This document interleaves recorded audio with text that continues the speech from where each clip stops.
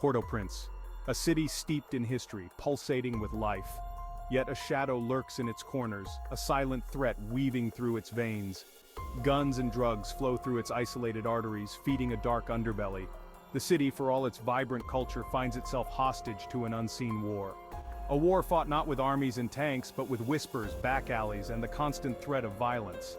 The hills encasing Port-au-Prince are not just geographical barriers, they are symbols of the city's isolation. Cut off from the rest of the country by both terrain and a turbulent political landscape, the city becomes a breeding ground for illicit activities. The flow of contraband thrives in the shadows, mirroring the city's own struggle for survival. This isolation, a double-edged sword, cuts deep into the city's social fabric. It fuels a sense of vulnerability, of being forgotten, pushing its inhabitants towards desperate measures. The lure of quick riches, the promise of power, draws many into the web of smuggling.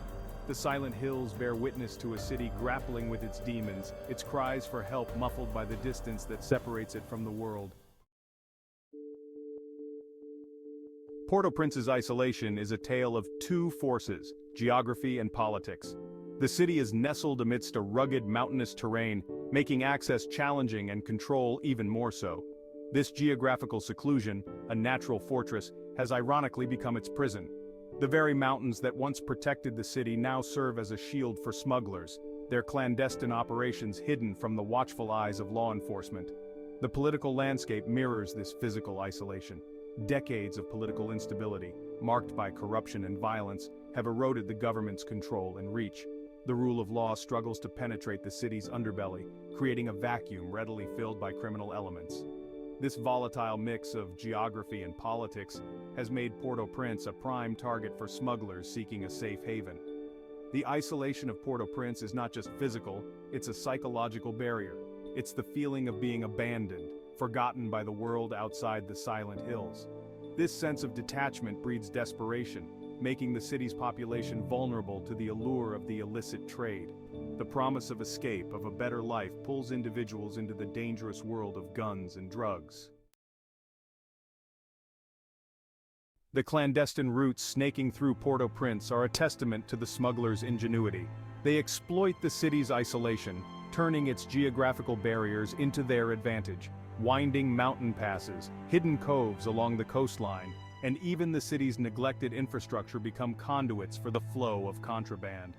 Guns, smuggled from neighboring countries, find their way into the hands of gangs, fueling a cycle of violence and fear. Drugs, often originating from South America, flood the city's streets, preying on the vulnerable and marginalized. The impact of this illicit trade is devastating. Communities are torn apart by addiction and violence. The fragile economy, already strained by political instability, is further crippled by the drain of resources into the black market. The city's youth, faced with limited opportunities, are lured into the criminal underworld, perpetuating the cycle of lawlessness. The influx of guns and drugs has a corrosive effect on the city's social fabric. Trust erodes, replaced by suspicion and fear. Violence becomes normalized, a constant threat lurking in the shadows.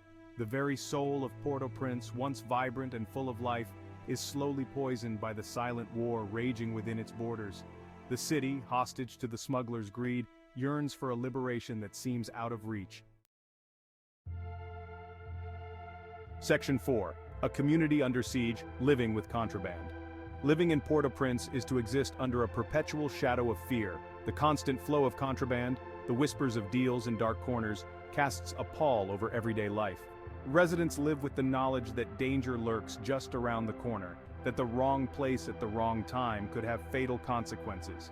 The city's spirit, though resilient, is constantly tested by the encroaching presence of the illicit trade. Stories of ordinary people caught in the crossfire abound. A mother, struggling to feed her children, forced to turn a blind eye to the smugglers operating near her home. A young man, desperate for a way out of poverty, tempted by the allure of easy money in the drug trade. These personal tales paint a poignant picture of a community held captive by forces beyond its control. The presence of contraband has an insidious effect on the city's youth. They grow up surrounded by violence, their childhoods marred by the constant threat of danger. The allure of the illicit trade, with its promise of power and wealth, becomes a dangerous temptation.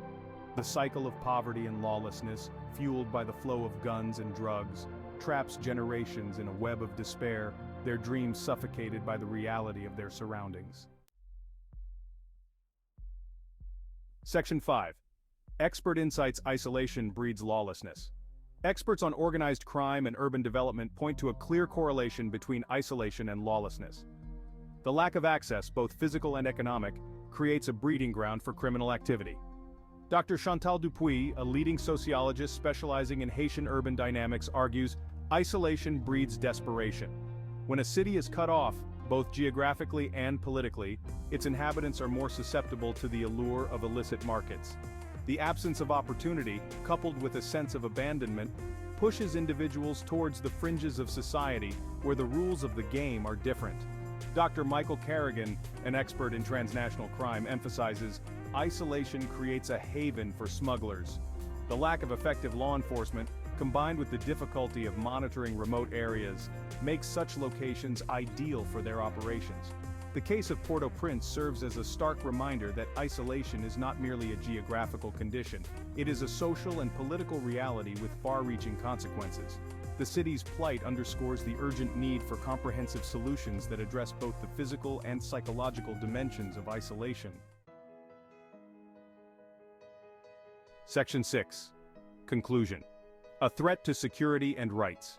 The silent hills of Port-au-Prince stand as a stark reminder of the human cost of isolation. The city's plight is a microcosm of a larger global issue, where marginalized communities are exploited by criminal networks operating in the shadows. The flow of contraband, fueled by isolation and desperation, poses a significant threat to both national security and human rights. Addressing this complex challenge requires a multi-pronged approach. Strengthening law enforcement, tackling corruption, and investing in sustainable development are crucial steps towards breaking the cycle of isolation and lawlessness. However, the key lies in bridging the gap between the isolated communities and the rest of the world.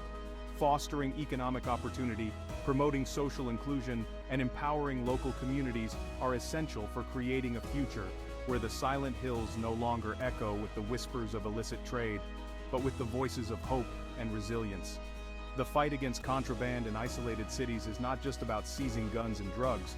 It's about reclaiming the soul of a community, restoring its dignity, and ensuring that the silent hills no longer stand as a symbol of fear and isolation, but as a testament to the enduring human spirit.